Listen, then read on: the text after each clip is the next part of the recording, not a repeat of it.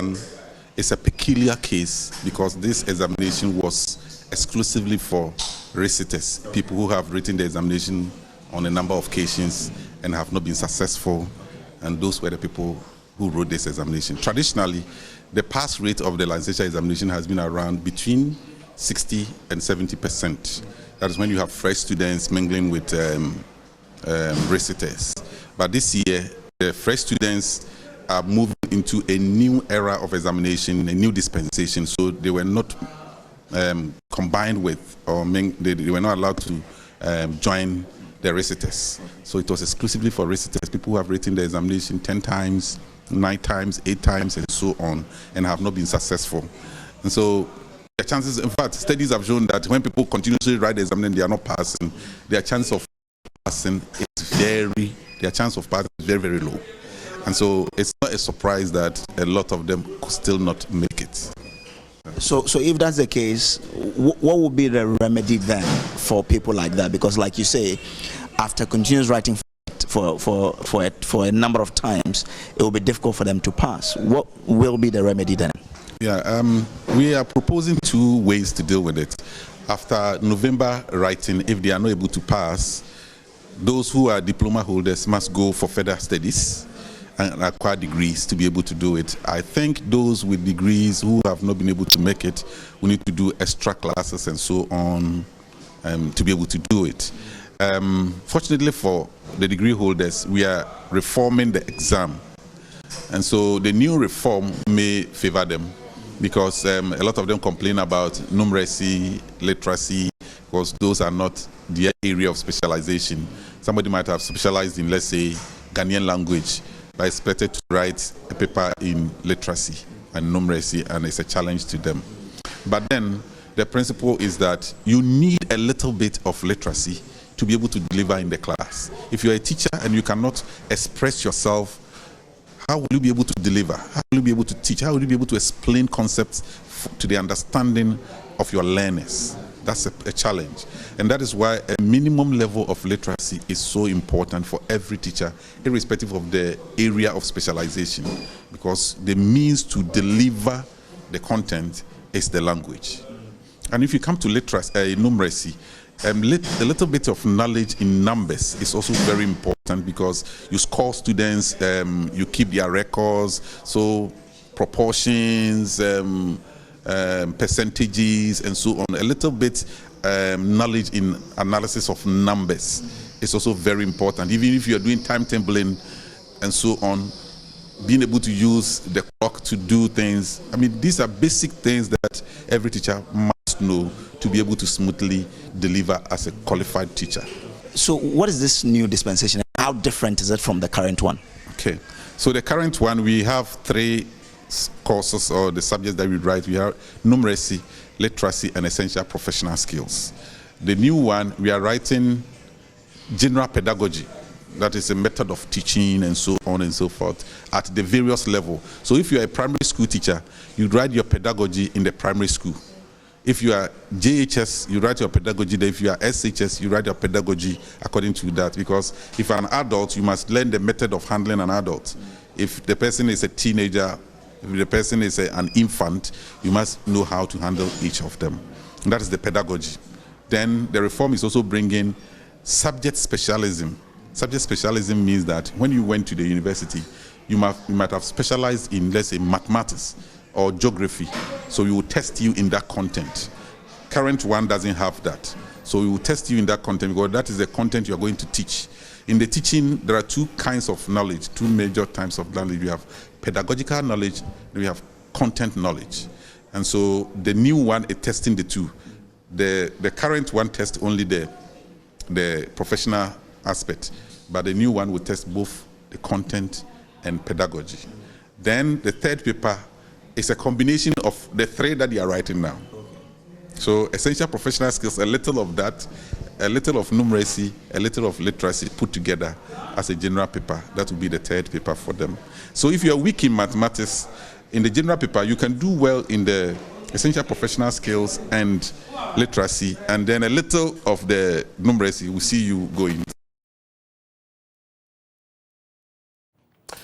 Well, thank you for staying. We focus now on education. We told you that we'd be going here, and we're going hard on that. So, of the over 7,000 candidates who sat the exam for the Teacher Licensure Examination or the certification, only a little over 1,000 passed. Now, there are those who have sat this examination for 9 times, 10 occasions, and all of that. What exactly is happening? There are myriad questions to pose because, for example, if someone is going to teach Ghanaian language, Ga, or Dagbani, or Fanti, or something of the sort, the question is, what are they going to do with numeracy skills or literacy in other areas? But the question has been posed that the point has been made that they also have to be wholly formed to get into the educational sector. We'll be discussing these issues and more with Dr. Peter Anti. He's Executive Director, Institute for Education Studies. He joins the conversation. A very good morning to you, Dr. Anti. You would have to unmute. Can you hear me now? I can now. Good. Good morning, Ben. Great. Let's start off the conversation with you. What do you make of this teacher licensure exams in the first place? Some have called into question its relevance in these times. But just this morning, I was interacting with an academic, Dr. Kwame Asante. He is with the University of Ghana's Political Science Department. And he says standardization is the way to go. But are we getting the standardization right? Your take. Yes, so I have been an advent supporter of the teacher licensure exams. You remember when we did the educational reforms and we passed the Education Act in 2008. These were some of the things that were in that particular document. So the National Teaching Council, which was the teacher education unit of the Ghana Education Service, came into being, and they were a body that was set up to look at or to regulate the teaching profession. Before that, it was the teacher education unit, which was a little office under the Ghana Education Service. So it was elevated to the status of a council to regulate the teaching profession. And it was backed by the Education Act of 2008. Then in 2020, the act was amended, or let's say repealed, and was replaced with Act 1023. And what that act technically sought to do was to empower the National Teaching Council to register teachers and at the same time license them to be able to teach or to serve as teachers in the teaching profession. Now, before that, what we know is that anybody at all walks into the teaching profession and says he's a teacher. We have people who have done various courses or programs, and they end up in the classroom because the entry point for this particular profession was so wide open that people easily could enter.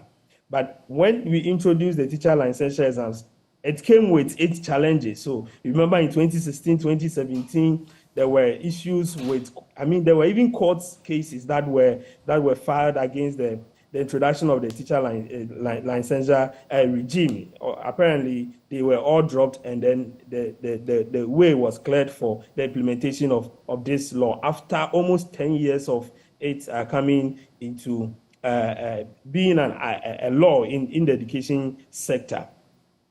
Now, what this is supposed to do is to standardize the profession. And I always say that we have people who go to law school, they do 4 years, 3 years of law, but they still do not call themselves lawyers. They have to sit for the law exams and pass before they are called to the bar. And we have seen various times where a lot of people have complained about the number of people who fail for their bar exams and so on and so forth. We have the same thing for the nurses, all the other professions that I know that have the license to operate, have some sort of examination that seeks to professionalize, that seeks to standardize, that seeks to check the standards that have been imbibed in the individual who wants to enter that particular profession. And that is exactly what the the Ghana Teacher Licensure Exams is seeking to do. And for me, so far as we are able to control the entry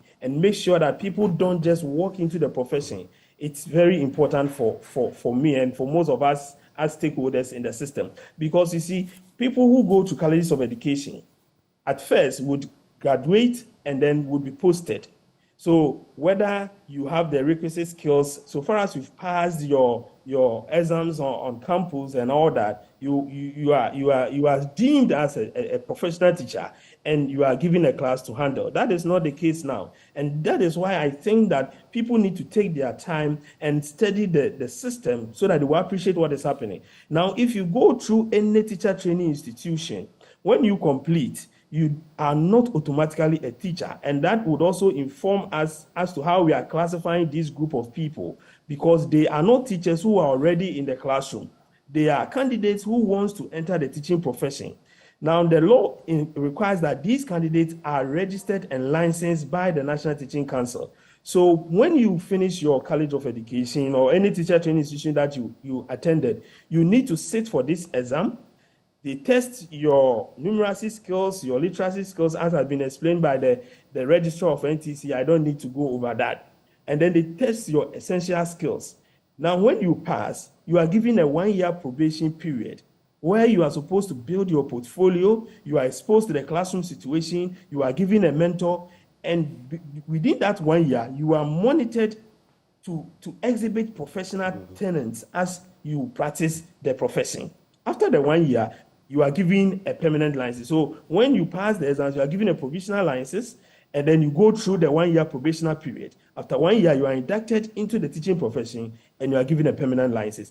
This is how the profession should be managed, and that is why I think that we should support this system and ensure that it gets all the needed resources, whatever it is, so that we are able to keep this. If you're able to keep this for a long period of time, then I can assure you that we are sanitizing the teaching profession. And very soon, the fruits of this would be seen by all of us. Standardization required. So you say this is the way to go. But in terms of the assessment, I mean, you would have heard even representatives of the NTC, the National Teaching Council, making mention of the fact that they may, especially for graduates, have to bring to bear some changes. For example, someone is going to teach a local language. Should they be tested in numeracy skills? There are going to be different dimensions for graduates. But what do you think? Standardization is required, but have we got to the point where we have to streamline it to fit the different categories?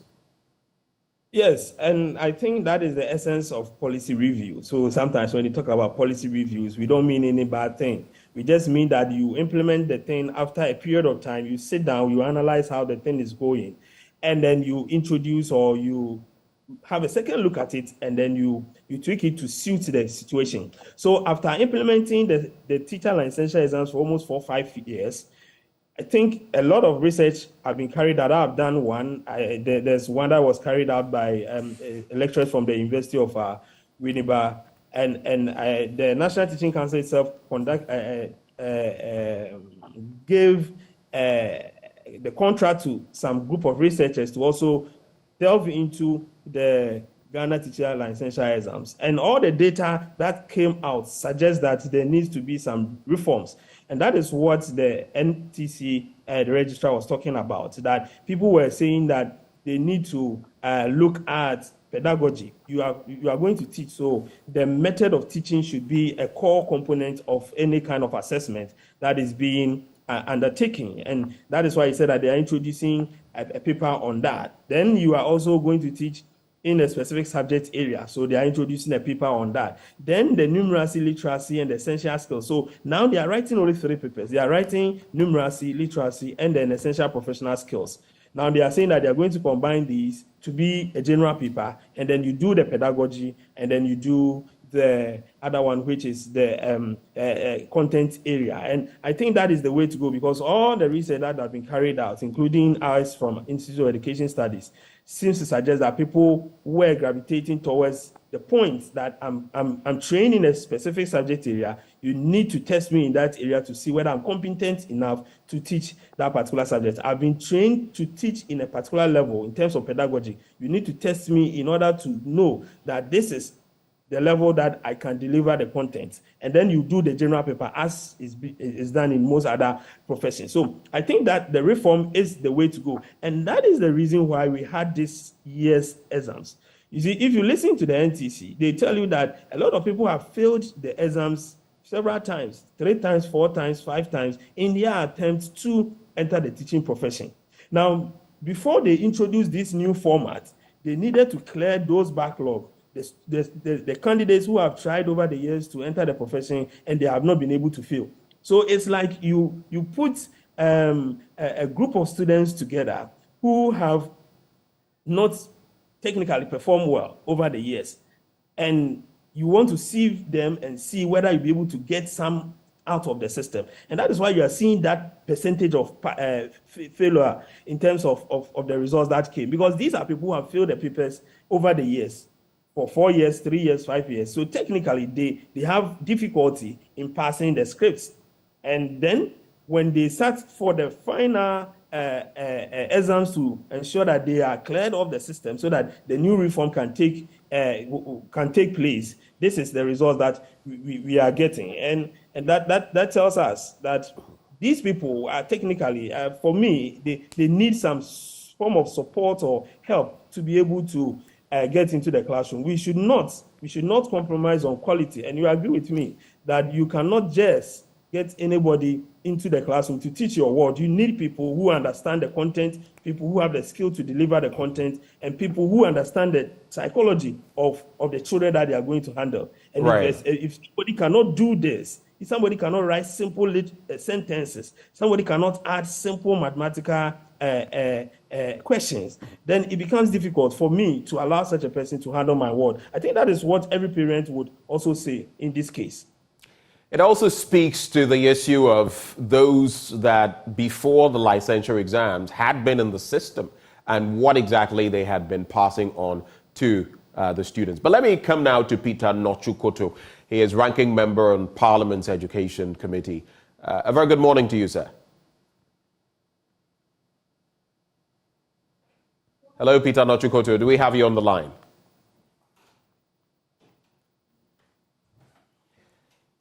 So Peter Nochukoto is ranking member on Parliament's Education Committee. He joins us for this conversation. Mr. Koto, a very good morning to you. All right, we'll try to work the lines again and get Mr. Koto through to interact with us, Peter Nochukoto. But coming back to you, Peter Anti, so like I said, even before this, with these last few years of the licensure exams, we've seen the woes. But going back to the numbers, I'll be looking at what the PRO of the National Teaching Council has been saying in terms of why this is happening, among others. But in terms of the rate of failure, what would be your assessment of the examination from that angle? Is it malleable enough for the teachers in respect of what they're going to be doing? Maybe not specifically, whether it is GAN or whatever, but is it rightly structured? Let me put it that way. Just a quick one on that, so I bring in Peter Nochukoto. It's as at the time that we started this process, it seems that is the way that we needed to go. I mean, as a country, in terms of a teacher education system. Now we've seen that there needs to be some changes, and that is why they are introducing those changes. So I think I personally do not have any problem with the structure that it took, and that is the essence of undertaking reviews. So now it's been reviewed and these changes would be introduced. But as it stands now, I think that a teacher needs basic literacy numeracy skills to be able to teach in any level at all. You need to understand the language. And for those who even teach at the primary school, you handle, basically you're a class teacher, you handle all the subjects. So you need literacy to be able to teach. I don't think this should be an issue that we should worry about. But let me add this. You were talking about those who were already in the system. Yes, by the introduction of the licensure exams, what was done was that all teachers who were in the service, those we call in-service teachers, were also given licenses. But then you need to undergo certain processes before your license will be renewed for the next 2 years. So you will see in the coming years, you will see the NTC going hard on teachers who have to fulfill certain requirements when their license is supposed to be renewed. And we need to support all those measures because we need quality. And I keep saying we can't compromise on quality. Let me now bring in Peter Nochukoto, a ranking member on Parliament's Education Committee. Welcome aboard, sir. What is your initial reaction to the rate of failure this time in the licensure exam? Only 16.5% passed. And even these were those retaking the exam. Your response, your reaction? Very much, and good morning. Yeah, actually, I am not surprised at the result. I see. Yeah. Why? Because, I've been following the conduct of the licensure examination for some time now. And the pass rate was between 60 to 70%. And this particular one was organized for those who for some time now, about 3-4 years, have not been able to make it. So I don't think I should be surprised because I expected it. Because I have followed this teacher education, especially with the distance education, for some time now. And I've been raising issues about it, especially the entry requirements into this distance program for teachers, although for those who want to be teachers. And I've complained several times that the Minister of Education needed to do something about it. DTech needed to do something about it. And for those who are failed, they are not students from the public colleges of education. These are from these private institutions and the universities that are offering the programs on distance or weekend level. So for me, there is the need to make sure that we get very well qualified teachers to teach our children. We need quality for teachers to deliver. So for me, what I would suggest is that the NCC and the various stakeholders like the Ghana Education Service and the universities that are offering this program come together and find a way of remedying the situation. For now, they should organize some programs for them, maybe a 3-month program, and see if they can qualify. But the way we are also describing the system, it seems as if these are already teachers in the classroom. They are not. They are aspiring to become teachers. So when they say over 6,000 teachers failed, I am worried. The perception over there is, then what are our teachers doing in the classroom? Meanwhile, it is not the teachers who are currently in the classroom. Let's look at this point you make, that these people are not from the public colleges of education, but from private institutions. There are two angles to it. I mean, are you suggesting that over time, because with the pass rates of 60 to 70% that we've seen in the main examinations, I'm sure there were some from the public system or public stream that have also not fared well over time. But when it comes to the private institutions then, what do we do if they are putting out these numbers and if many of such people don't qualify? What does that say in terms of the sort of training they are giving these people and the accreditations we may be giving to these private institutions? Yes, that is what you have said, that we need to look at the accreditation. What are the entry requirements? If you look at the requirements that they enter, some they tell you it is a mature student. Mature student at what level? What is the person's at least previous or minimum qualification? Then based on that, then you can assess the person and put the person at a particular stage or level. But the mass production, because the universities want money, the private universities, institutions just want money, they just admit anybody who is willing to pay. And we shouldn't be doing that to the teacher profession, because these are people who should be knowledgeable to impart knowledge into our children. So I have been saying always that the Ghana Tertiary Education Commission, the Ministry of Education, and the universities must sit down and see what we can do. So in the case of these people, you will see that those who were good have passed. But these ones, they need special attention. Maybe they have to go back to college for 1 year, and then they are helped to go through the system again and pass the examination before they can be employed. But there are about 50,000 of them who have not passed the licensure examination, and they are in the system. Let's now look at, for you, what your assessment would be in terms of how successful these licensure exams have been. I was just sharing with Peter Anti that prior to this, the systems, the mechanisms in place in terms of checking on the qualification had been, at best, substandard. So what that meant basically was that some of these people had been teaching, passing on their own, for lack of a better word, lack of knowledge to these students. How would you assess this licensure examination after the years it's been running? I have said several times that the teacher licensure examination should be part of the curriculum, so that the day you enter College of Education, you start getting assessment towards the final examination. So there is a curriculum on what is expected of you when you are going to sit for the licensure examination, so that you don't wait. Then when you finish college, before you go and take books again and read that, oh, I'm going for licensure examination, the training must begin with the one that you get admission, so that you know the curriculum that you are going to meet or you have to follow, so that at the end of it all, professionally, you know you are qualified, and you can pass the examination, then become a professional teacher.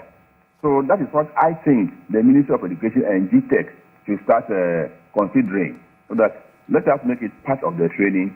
When they are writing their final examination, either at level 400, then it can be part of the examination. This is conducted, then you pass, and then you can go for and even do your national service. Hold for me, Mr. Koto. Let me bring in Thomas Musa, General Secretary of NAT, the Ghana National Association of Teachers. Mr. Musa, a very good morning to you, sir. Good morning to yourself and to all your listeners and to the panelists. Right. We also have on board Peter Nochukoto, Ranking Member, Parliament's Education Committee, and Dr. Peter Anti. So coming to you, what is your initial reaction to the latest licensure exam results? These are those people who had sat time and again, between 2 times and 9 times, and failed. This was organized for them, and yet the pass rate was atrocious. What is your initial reaction? It's disturbing. Disturbing, and it's national. I want to use any hard word, but it's a national challenge, and it's also disturbing.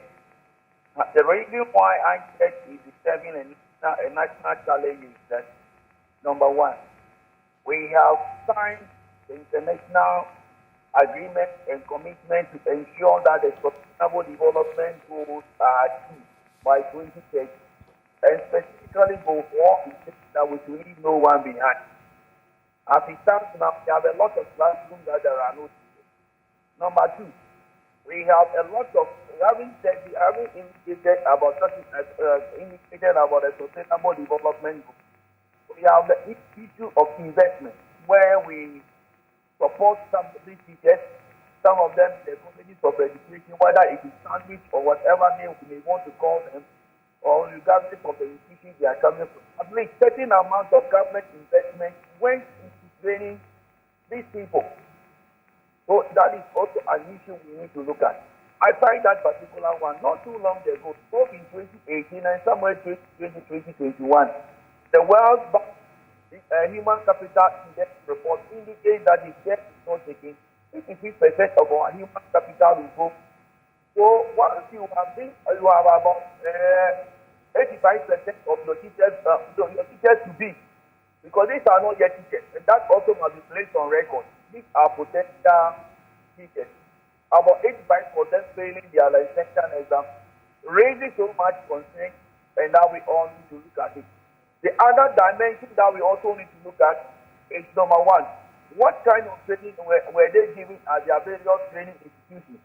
Talking about some of these students certainly different programs from Winneba, UCC, and some of them from the colleges of education, other traditional universities. The final aspect of it that we need to look at, we have two regulating bodies here. We have the NTC, which is one of the regulators conducting the exam, and it has come up with this damning report. Then we have the TEC, which is also a regulator, the Ghana Tertiary Education Commission.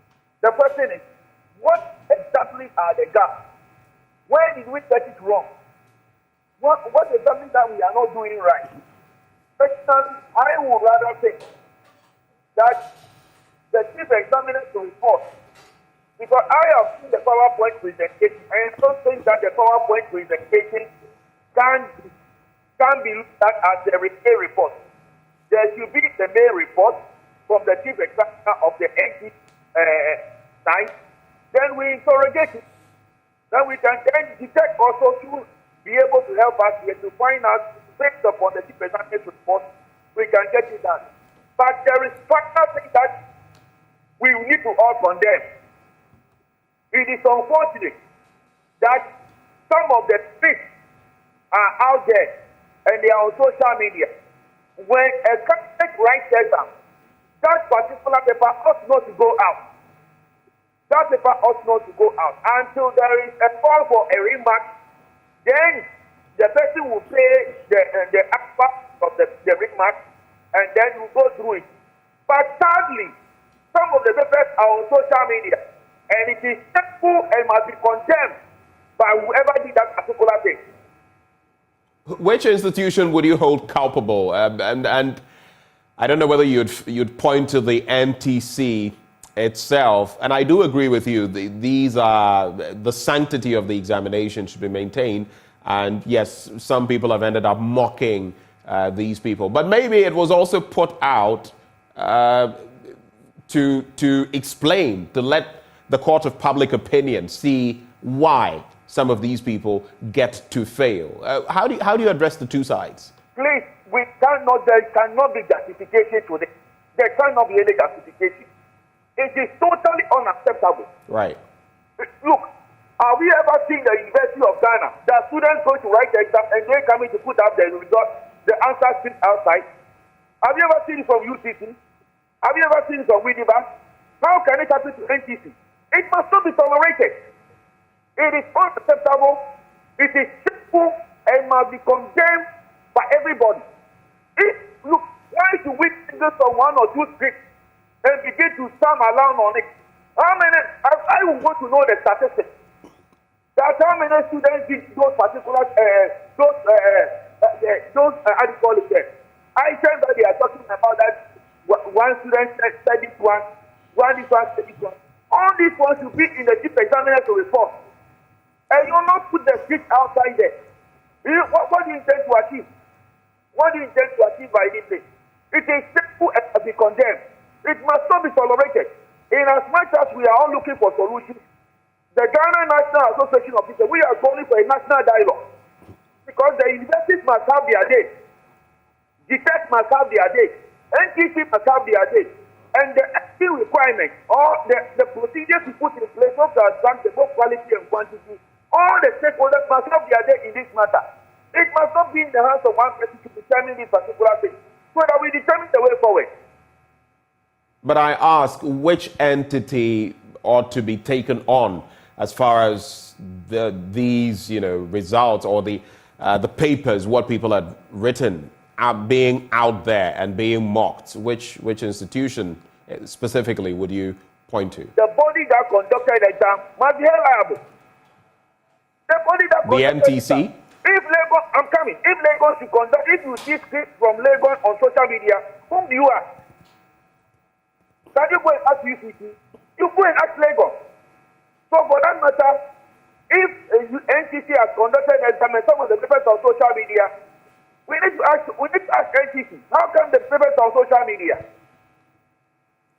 There is the question of the private institutions who are, preparing teachers for the job market or for the teaching profession in terms of the pedagogy and regulatory measures that are put in place. It is coming to the fore, as Peter Nochukoto, Ranking Member of Parliament's Education Committee, has mentioned, that a lot of these ones who sat this current exam are those from the private institutions who had failed a number of times. I mean, between 2 and 9 times. That's a long, period sitting these examinations. What do we do to sanitize the system from that end, the private institutions? What do you suggest? Okay.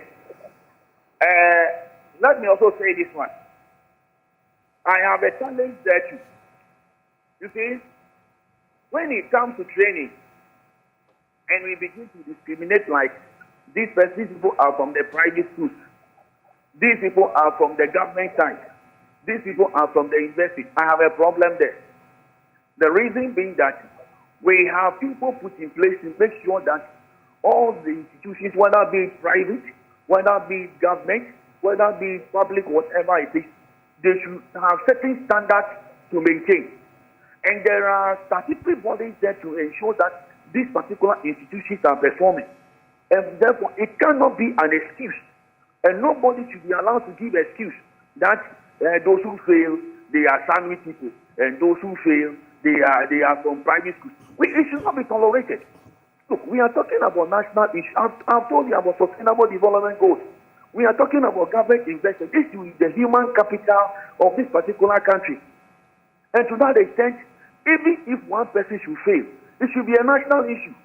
Why do we then begin to apportion blame that they are private schools, they are what? I don't go that way. It is a problem, and we must all come together and see how best we can stop it, regardless where it's coming from. Let me now move on to share with you what the PRO for the NTC has been saying. He describes the failure, the mass failure of those who sat the exam as a national security threat. I'm talking about Dennis Oseusu. He says it's a national security threat. We're having people going to the classrooms to teach our future generations. And if I tell you the kind of things some of them wrote, you would ask the kind of training they had in their various training institutions before they got here. Everything shows that most of them are not ready to be teachers. They just want to explore the system. They still have the opportunity to sit once more. We'll get into sitting once more, but just on this point, are we attracting the right talent when it comes to teaching? Because it is clear that more often than not, maybe those who aspire to this or that, who do not get it, then decide, okay, let me go into teaching. How do we streamline that to actually get those who are interested in that area of work? Good. You see, what has happened now will fall squarely on the tech and the rest of the body. Take, for example, normally there is a qualification requirement for those who enter into training. So the starting point is we look at both how to attract the quality and the quantity of who will be teachers into the teaching profession, or into the institutions first. And so the entry requirement in terms of both quality and quantity should be looked at. When that is done, so the screening will be done, then we look at the institutions itself or themselves. The question we all need to ask, these are people who spend no less than 2 to 3 years in the institution. The question is, how did they pass? How? Some of them were in UCC, some of them were in Winneba and other. How did they get to pass the examination for the past 2 to 3 years? How? How did they make it? I don't get it. And you go through it, and when they complete, you come and do national service, and finally coming to write the NTC exam, and they will not make it. And then we are also people begin to blame that these are private. I don't think that is the way to go. Look, this is a monumental challenge, and that we all need to find solution to. We need to find the gap and see how best we can correct it. We start from the entry requirements, look at how to achieve both the quality and the quantity, what kind of mechanisms that can be put in place, what is it that the institutions are doing that we are not getting right. We identify the gaps. We let us stop the blame game at this particular stage where somebody say that this is even if they are from private schools. That is the Ministry of Education has oversight responsibility over them. Are they on their own? They are not on their own. The children and the teachers, they are national assets. And to the extent that they are national assets, and they are to help us achieve national goals, let us look at this particular issue within the context of national development. And we will then appreciate how to get the challenges corrected. Let us not people not apportioning blame at this particular stage, and people absorbing themselves and all that. I don't go that way. We all must rise up to the challenge, have a national dialogue, and correct this particular wrong, and tell ourselves that never again should this thing happen. All right. Just hold for me. Hold for about 2 minutes. I'll come back to you so we wrap the conversation. Dr. Anti, so just to look at this angle, the PRO, Dennis Osei also says, apart from mentioning that it's a national security threat, I'd like your take on that. He also mentions they still have the opportunity of sitting the exam once more. We have introduced a reform where the nature of the exam is going to change, and so they are doing the last one. They are going to be given a last opportunity to sit. If they are not able to make it, then they have to join the reform and pick the exams again. Those who qualify for the reform are only teachers with bachelor's degrees. If you don't have a bachelor's degree and you want to join the reform or subject-based upgrade, then they have to get a degree before they can come. What do you think about that dynamic, the degree-specific examination schedule? And do you concur when he says it's a national security threat, this atrocious pass rate? Dr. Anti, you would have to unmute for me. Dr. Peter Anti, are you? Yes, I can hear you now. Please go ahead. Sure. So I would have loved to hear him explain what he meant by national security threat. Is it that they are not going to get... he references the fact that people are going to the classrooms to teach our future generations and they are improperly prepared. In other words, they are not fit for purpose. That's what he's referencing. And that is why we have the exams there. So these people will not get the chance to go to the classroom to teach. So I don't think that is an issue at all. Let me come back to the reforms. You see, now the system is that anybody who is teaching at the pre-tertiary level should have a minimum of a bachelor's degree. Okay. And I think that is the reason why they wanted to do this mop up, clean the system, so that everybody who will enter into the new format would be somebody who's got a first degree or a bachelor's degree before the person can sit for that. So it's unfortunate that these people are not able to pass. What I'm thinking is not to leave them to go and resit. I think that is going to be highly ineffective. I think the NTC and the various teacher training institutions, and the NTC has got the mandate because they are the council that regulates the teaching profession. So the NTC and the teacher training institution should come up with something, maybe a 3 weeks professional support system for these candidates, and then find a way to prepare them for the exams that the registrar was saying would be held in November. I think that should be the way to go. We shouldn't leave them to come and sit again, because I can assure you, if they sit again, most of them will still fail. Okay, they will not be able to make it. So we need to give them some support systems. And then these people, when they are even admitted into the profession, should be put under the radar. They should be given certain mentorship, and they should be given certain targets to meet. They should be monitored and then mentored for not the 1 year period, but maybe, let's say, 2 years. This is the only way we'll be able to get the quality that we want in our educational system. And in doing these things, you will not get people being happy with it, because that is not what we are used to. So I employ every stakeholder to support the system and also ensure that NTC should be very, very hard when it comes to these reforms. We need to get this right. There are a lot of challenges with the educational system, I know, in terms of resources and all that, but we cannot also top this up with this kind of quality that would end up in the classroom. We shouldn't compromise on that quality at all. All right. Mr. Koto, looking at the dynamics that we've been discussing and looking at the upgrade required for those who have failed yet again, who may be diplomats and all of that, that they are required to get a degree, do you think it is apt? Yeah, for now, the minimum requirement for you to teach in a basic school is a degree, like a bachelor degree. And there's the need for even those on the field now to upgrade themselves. So in the meantime, I think the stakeholders who are engaged in this training of diploma teachers should come together and find out how best they can assist these unfortunate candidates so that they can prepare them for the examination. Because as far as I know, the Minister of Education is saying that from next year they will not recruit any diploma holder again. So if they don't get them now prepared so that they can receive the examination in November and they qualify for recruitment, then it's going to be a waste of resources. They will have to go back to the university for one more year to upgrade to degree.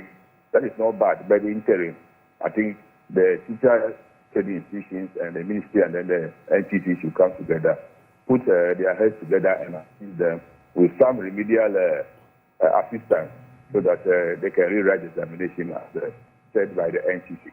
All right. I'm going to be taking 30 seconds each from each one of you on your summary comments, your wrap-up comments. But before I do, on our social media stream, Edward Amma says, if that's the issue, then let training colleges take care of the training and GTLE take care of the examination certification. It's a nice idea, but the buying of forms and the movement to sit the exam vis-a-vis the psychological aspect of examinations is also a matter that is disturbing. Edward Goldman says, even teachers fail mathematics and English. How will the students pass? Ghana na.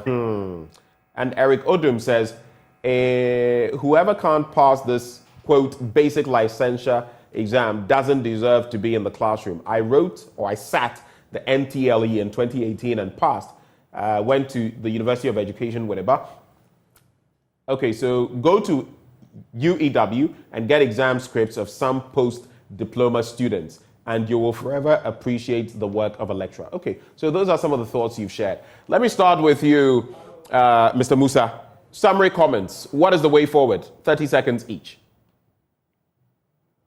Mr. Musa, are you with us? Yes, please. Can you hear me? I can hear you now. Please go ahead. Please, the point is this. We are calling for a national dialogue. All the stakeholders should come together and let us see how best we will identify all the gaps and correct them. That's the way to go now. And let me indicate something to you. Look, if you go to the private schools, we are always told that these are people who normally come out with DHS and SHS, and they are teaching in those schools.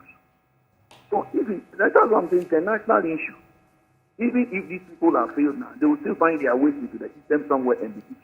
So it is a national issue that we need to come together, find ways of getting it done. So all the stakeholders should come together in a national dialogue and let's find solutions to this thing. Thank you.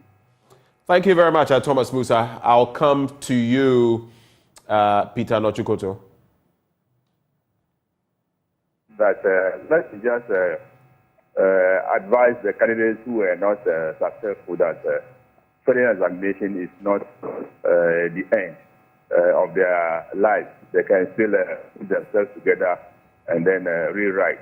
But I also wish that the stakeholders come together as quickly as possible to redefine teacher education and help these our students or candidates to do very well and become good teachers in our schools.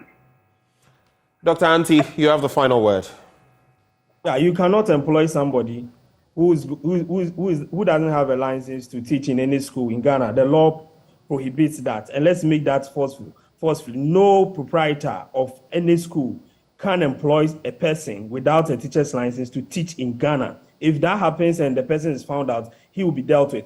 I think that Ghana Education Service and the National Teaching Council should liaise and make sure that these teachers, when they end up passing their exams, are not given a full an entire class. They should be made to serve as teaching assistants for a period to understudy a more proficient teacher for a period of time before they are given an entire class to handle. I think that is the way to go. For me, the point is that we cannot compromise on quality. Those who train our children those who train the human capital base of this country should be of a certain caliber, and it starts from now. We should all push that the quality people handle our children and ensure that the investment that we are making in education would yield the needed results. Thank you very much, Dr. Peter Anti. So we had joining the conversation Peter Nochukoto, Ranking Member Parliament's Education Committee. We also had joining the conversation, you just heard him speak, Dr. Peter Anti Pate. He is Executive Director of the Institute for Educational Studies. And we also had on board the General Secretary of the Ghana National Association of Teachers in the person of Mr. Thomas Musa. Also on the show, coming up, we'll be telling you about the Marketing Queen pageantry reality show that seeks to unearth the marketing talents in women who seek to make a fortune through network marketing. Now, 25 women with no background in network marketing entered this competition and were trained and equipped with knowledge and skills. We'll find out how they fared. Up next on the AM Show.